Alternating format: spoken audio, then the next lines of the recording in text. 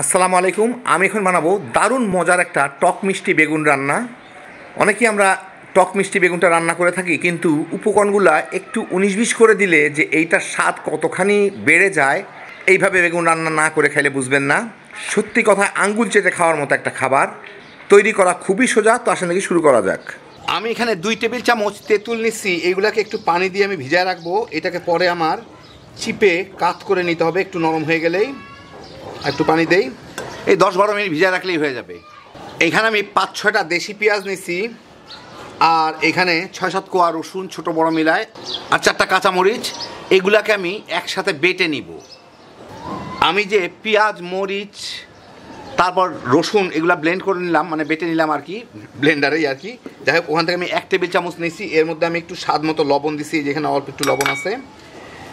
আধা চা চামচের মতো জিরার গুঁড়া দিব, আধা চা চামচ মতো ধনিয়ার গুঁড়া, আধা চা চামচ আর কি, আর আধা চা চামচের থেকে একটু কম হলুদের গুঁড়া।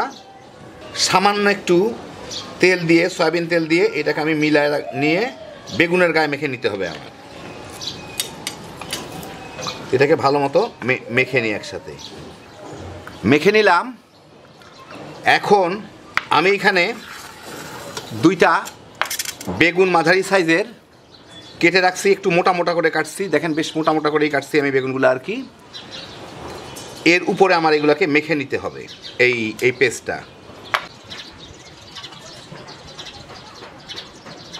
সবগুলোর উপরে 2 পাশেই এরকম ভালো মতো মেখে নিতে হবে এটাকে। এক পাশ আগে মাখি, তারপর উল্টা আরেক পাশ মেখে নিব। তো সবগুলোতে মেখে নিলাম। এখন আমি 10 মিনিট এগুলোকে রেখে দিব, তারপর এগুলোকে আমি ভেজে নিব। 10 মিনিট পরে আমি চুলায় একটু তেল গরম করে, নর্মাল সয়াবিন তেল, আমি এই বেগুনগুলোকে একটু ভেজে নিব। আমি মিডিয়াম আর হাইয়ের মাঝামাঝি ভাজতেছি, যাতে বেগুনগুলা একটু হালকা বাদামি দাগ লাগে, কিন্তু যাতে বেগুনগুলা সিদ্ধ হয়ে না যায়, পুরো আর কি নরম হয়ে না যায়।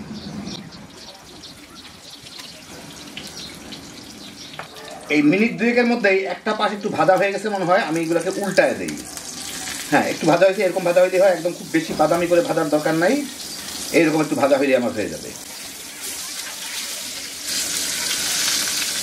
এই পাশটা ওইভাবে ভেজে দিই। ওই পাশটাও মিনিট 2 ভেজে আমি বেগুনগুলোকে তুলে ফেলি। হ্যাঁ, এই পাশটাও মোটামুটি একটু বেশি ভাজা হয়ে গেছে, অসুবিধা নাই। এই যেরকম হয়ে গেছে, আমি বেগুন সবগুলোকে তুলে ফেলে বাকিগুলোকে ভেজে ফেলি। আমি এখন একটা কড়াইয়ে 3 টেবিল চামচ সরিষার তেল দিছি। রান্নাটা সরিষার তেলই হবে। এর মধ্যে আমি 1 চা চামচ 5 ফোড়ন দিব, দিয়ে আর 2টা ছোট ছোট তেজপাতা দিচ্ছি, দিয়ে এইটাকে একটু নাড়াচাড়া করে নিতে হবে 5 ফোড়নের ফ্লেভারটা আসা পর্যন্ত। এই আধা মিনিটেরও কম সময়ের মধ্যে 5 ফোড়নের গন্ধটা, ফ্লেভারটা বাইর হইলেই আমি এর মধ্যে এই পেঁয়াজ রসুন বাটাটা ওইটা দিয়ে দিব। আমি কিন্তু মাঝারি আঁচের থেকেও কম আঁচে রান্না করতেছিলাম, মাঝারি থেকে একটু নিচে, যাতে 5 ফোড়নটা পুড়ে না যায়।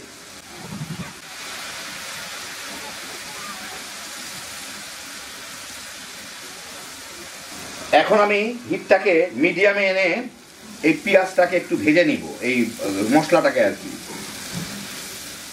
4-5 মিনিট ভেজে এগুলো একটু শুকায় শুকায় গেলে, একটু কালারও বদলা গেছে, আর একটু লালচে লালচে দাগও ধরে যাচ্ছে, ভাজা ভাজা হয়ে গেছে, তেলগুলোও ছেড়ে দিচ্ছে। দেখেন, এর মধ্যে আমি এখানে দিচ্ছি 1 চা চামচ করে জিরা, ধনিয়া আর মরিচের গুঁড়া, আর 1 চা চামচের একটু কম হলুদের গুঁড়া। হলুদটা হলুদ মরিচ যার যার পছন্দ মতো দিতে পারেন, যার যার হলুদ মরিচের পাওয়ার যেরকম আর কি।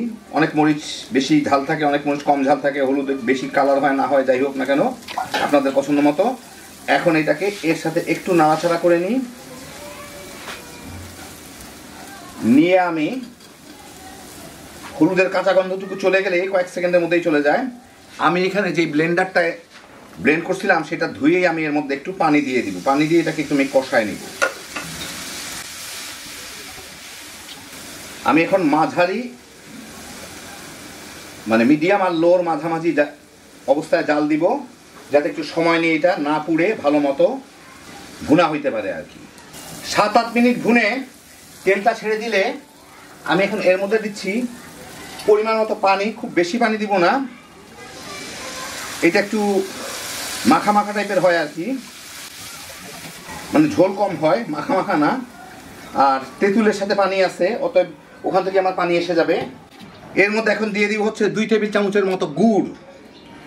গুড় দিলে এটার টেস্টটাও ভালো হয়, কালারটাও ভালো হয়, ফ্লেভারটাও ভালো হয়। আপনারা ইচ্ছা করলে চিনি দিতে পারেন।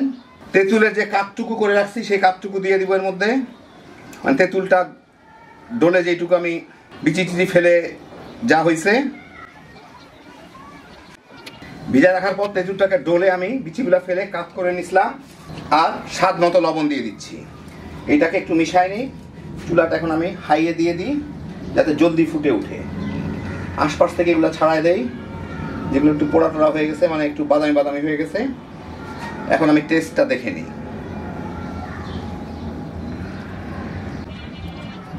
সামান্য একটু লবণ লাগবে। টক মিষ্টি ঝাল যার যার মতো করে নেবেন। এখন আমি এটাকে অপেক্ষা করব ফুটে ওঠা পর্যন্ত। ফুটে ওঠার পরে 3-4 মিনিট জাল দিলাম। এখন আমার এর মধ্যে এই বেগুনগুলা দিয়ে দিতে হবে, ভাজা বেগুনগুলা।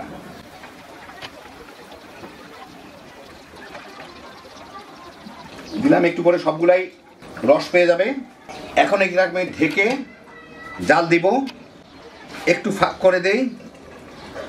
এই 4-5 মিনিট জাল দিলে হবে, যাতে পানিটা মোটামুটিভাবে বেশ কিছুটা শুকায় যায়। এর মধ্যে বেগুনের মধ্যে যা মশলা টশলা ঢুকে যাবে। 2-3 মিনিট জাল দিয়ে আমি